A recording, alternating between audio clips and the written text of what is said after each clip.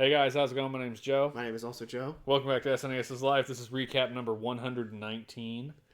We're going to be covering Demolition Man, Romance of the Three Kingdoms, Wall of Fire, Secret of the Stars, Captain Commando, and Wild Guns, most of which you weren't here No, for. I think I was only here for Wild Guns, but that's okay. Yeah, we're going to get through this. Demolition Man. Demolition Man is based off of a really shitty 90s movie with Sylvester Stallone. What was so disappointing about this is that I had just played Judge Dredd, which was also a shitty 90s movie with Sylvester Stallone. And the graphics and visuals here are very similar. Both of them weren't great games, but Judge Dredd was at least entertaining. Like, it had a lot of gotcha moments where shit would just kind of hit you out of nowhere, but it was inventive. Like, as Judge Dredd, you could kill people, or you could, like, beat them down in submission and arrest them to get power-ups and things. And it was a neat concept. And every level was a mission. They're like, you have to capture criminals or blow up these crates or something like that.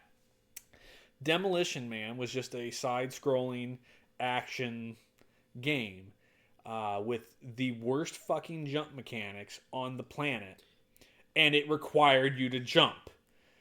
The timing was awful. There was a ton of instant death.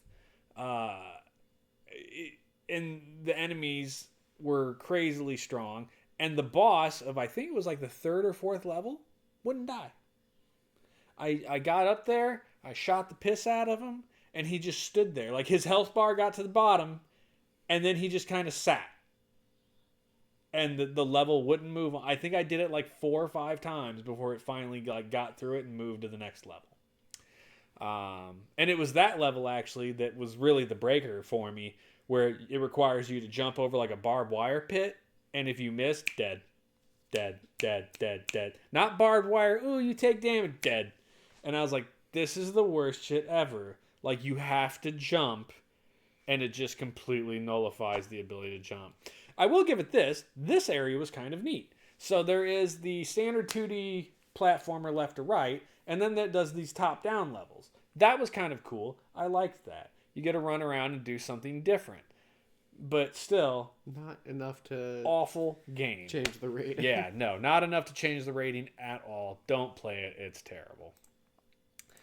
Next up, Romance of the Three Kingdoms 4, Wall of Fire. I can imagine how this is going to review. What can you say? It's a Koei joint, baby. It's Romance of the Three Kingdoms. Yeah, it's the 4. Fucking, yeah. It's the same game the 4th time. What I found funny about this is the first time I had something that I enjoyed to compare it to, because recently I played the first Civilization game on the SNES. Right? Civ Builder. But the first Civilization game actually wasn't bad. I mean, there's something to be said about the Civ games, and obviously we aren't reviewing the Civ games, but the Civ games have always been the best of the genre, right? Even though I don't like them. So I played Civilization, and while I wouldn't recommend it to people, I actually enjoyed it. Like, the hour was gone, dude. I looked at the clock and was like, oh shit, it's past 9 o'clock. And I didn't even realize it because I was trying to find and conquer England. And I was like, I apparently actually enjoyed this game. Yeah. But Romance of the Three Kingdoms, I can't figure out to save my life. And I know I've gone through the manuals. I've actually read parts of it, and I understand how it's supposed to work. But I am just shit awful at it. And it's very, very slow and crunchy. And I don't enjoy it. Thumbs down. It just is what it is.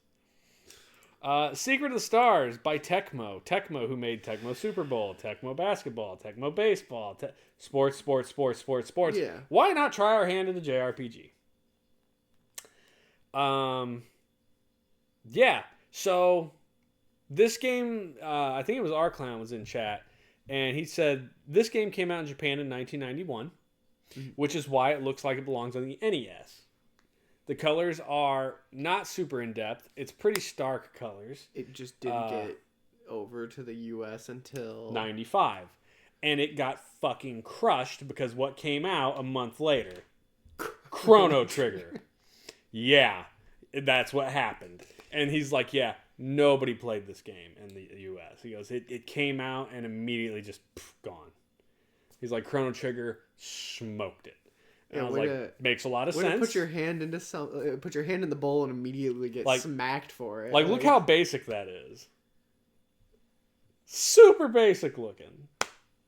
And it wasn't awful. They followed the right pattern for the popular of the era RPGs of 1990. at the time. Yeah, of 1991. This was proper. What made possessed people to bring it over here in 95 is beyond me. Like, there were already better RPGs by this point. Exactly. Like, I don't know what they were thinking. Like, oh, let's port this to America now. So naturally, A, it's JRPG. I don't find them entertaining. B, there is grinding involved. C, it took me an hour, the whole hour basically, to figure out this first little island that you have to get off of.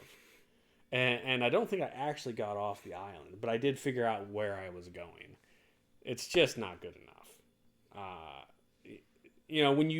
When you look at this from July and then you look at Chrono Trigger in August or whatever, it's like, gee, which one of these is going to be better? It's not really a comparison. It's certainly not a fair one. So, thumbs down on Secret of the Stars. Next up, Captain Commando. I had really wanted to get a chance to play this with you, but you were out. And I thought Wild Guns would be more entertaining. This is a Capcom beat-em-up, i.e. Final Fight. Okay, it almost looks a little bit like the Teenage Mutant Ninja Turtles game we played. Currently, because it's on a hoverboard, yes. It's a beat-em-up. They all look similar. Yeah. But what Capcom fucked up with like Final Fight and everything else, this one has 4 characters to choose from. Nice. They all have some different attacks and moves, but they all operate the exact same. Yeah. Grabbing is just walk into a dude. Makes it easy and usable. The graphics and levels are interesting and varied. It took me about an hour to beat the game. I beat it on easy, mind you. But the point is, it's the perfect length. It's not a game, you can't make a beat 'em up last 4 hours. Like, that's just going to get tedious and annoying. Yeah. On easy, at least, it certainly wasn't impossible by any stretch. I love the fact that the characters, one of them's like the human, like, I'm the Captain Commando. The big buff guy. Right. There's an alien with some swords. There is a ninja, a human ninja. And then there's Mecha Baby.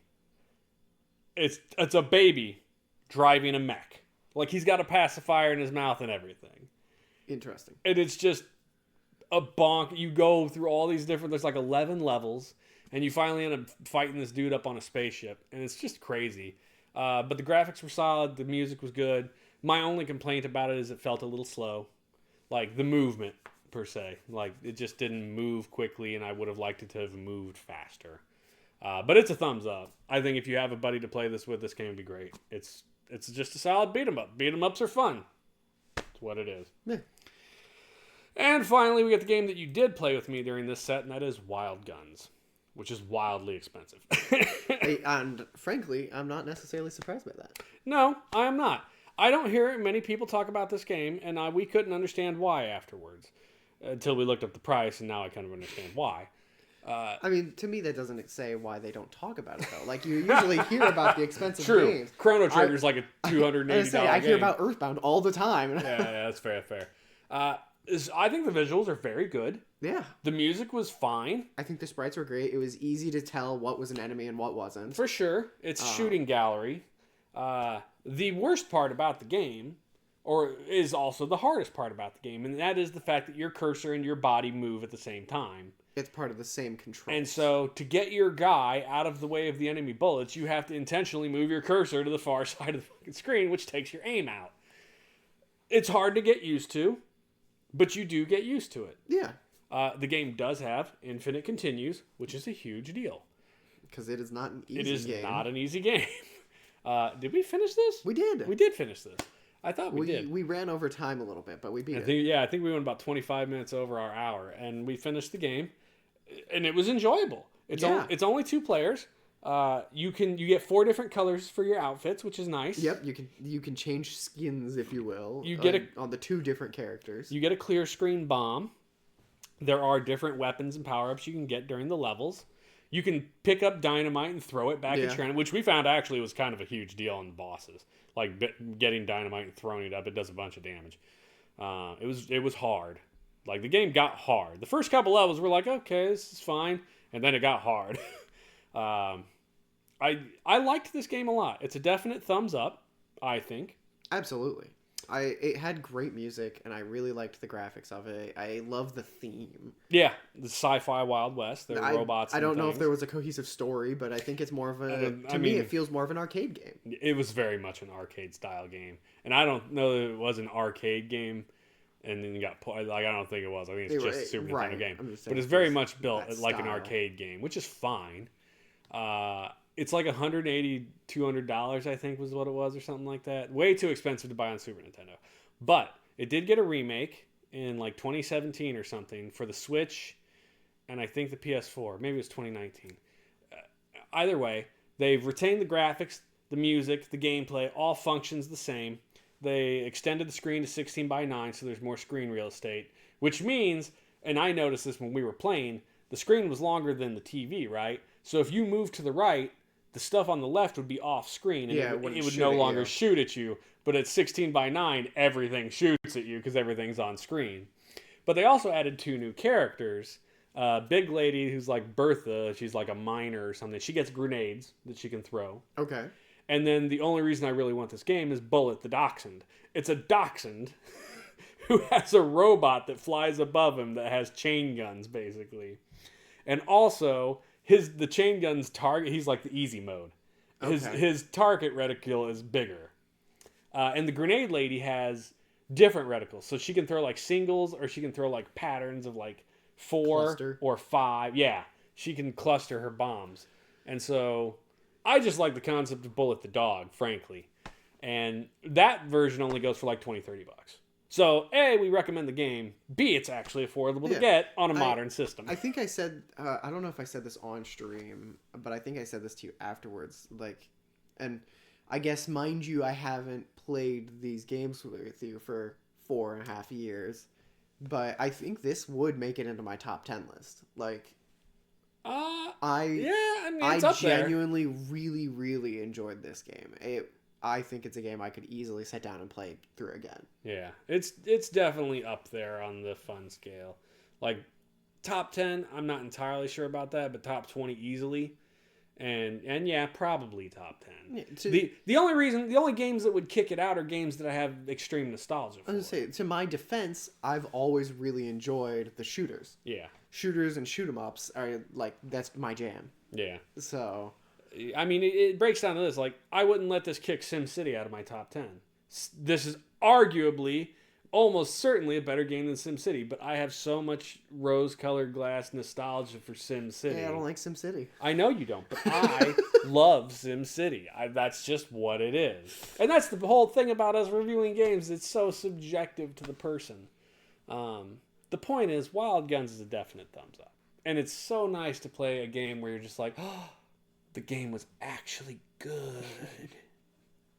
Like, not just like decent, but like good. Right. Where like I just said that with Demolition Man it was absolute trash. I just played Judge Dredd. Judge Dredd was a bad game, but I gave it a thumbs up because it actually was kind of fun, and I could see the promise in it. You know, like I liked it.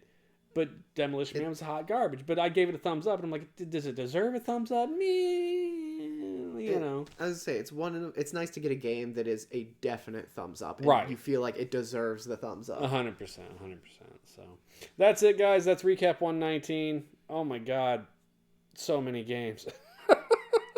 Someone asked me, they're like, "Are you gonna publish a list of your ratings?" And I'm like, never, probably. We started one on our website. Yeah, I still have a list. I'm keeping a list. I still have a spreadsheet with all of them in it, and I do keep the rankings on there. But will I ever publish it? Probably not. I don't see why not. I don't know. Laziness. Just upload the file to the website. Be like, you can download it if you want. Anyway, that's it, guys. Thanks a lot for checking out Recap 119. We'll see you in a couple weeks when we finish 120. Have a good night, everybody. Peace out. See you guys.